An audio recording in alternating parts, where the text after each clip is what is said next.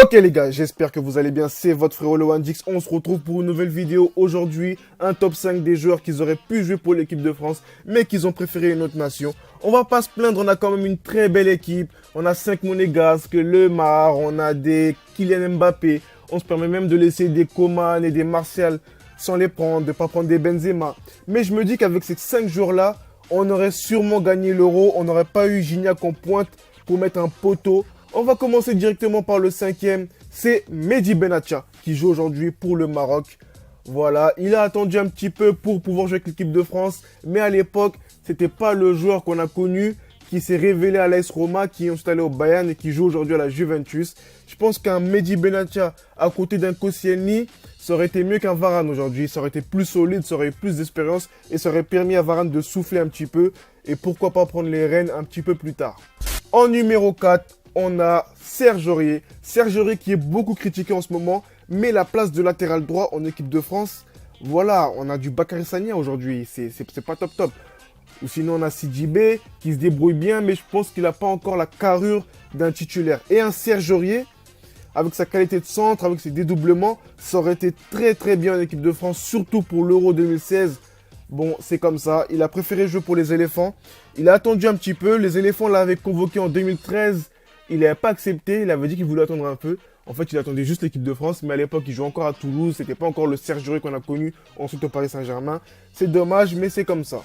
Ok les gars, là ça commence à devenir du très lourd. Riyad Mahrez qui est né à Sarcelles, qui a fait toutes ses gammes en France, qui n'a jamais été sélectionné dans les équipes jeunes de France. On lui a jamais donné sa chance. Il a fallu qu'il parte en Angleterre à Leicester, qui devient le meilleur joueur de Première Ligue. Malheureusement, c'était trop tard. L'Algérie avait déjà mis sa main dessus. Un Riyad Mahrez, milieu droit en équipe de France, ça aurait été exceptionnel, les gars. Je pense que ça aurait été archi vite. Ça aurait été beau. Il a eu une belle place au Ballon d'Or. Meilleur joueur de la Première Ligue. Meilleur record de joueur du mois en Première Ligue l'an dernier. Riyad Mahrez, ça aurait été ouf en équipe de France. C'est dommage. Les gars, encore du très lourd. Imaginez une association Pierre-Emerick Aubameyang, Riyad Mahrez. Ça aurait été le feu en contre-attaque. Malheureusement, il joue pour le Gabon. À l'époque où il jouait à Saint-Etienne, il mettait quelques buts, mais il était assez maladroit. Il avait aussi des longues périodes de disette. On n'aurait jamais imaginé Pierre-Emerick Aubameyang à ce niveau de jeu-là. Malheureusement, c'est trop tard. Il est là, il joue pour le Gabon.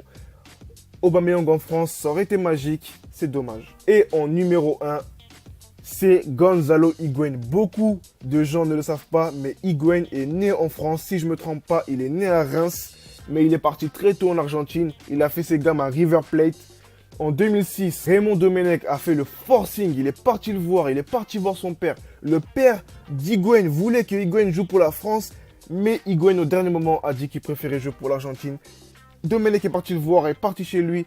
Lui a demandé de changer d'avis. Mais c'était trop tard. Higuaín a préféré jouer pour l'Albi Céleste. Il a joué une finale de Coupe du Monde. Il a joué plusieurs finales de Copa América. Malheureusement, imaginez Pierre-Emerick Aubameyang, Higuaín, Mahrez, Benzema, tous ces joueurs-là, ce réservoir-là, ça aurait été magnifique. Et je suis sûr et certain qu'on aurait gagné l'Euro.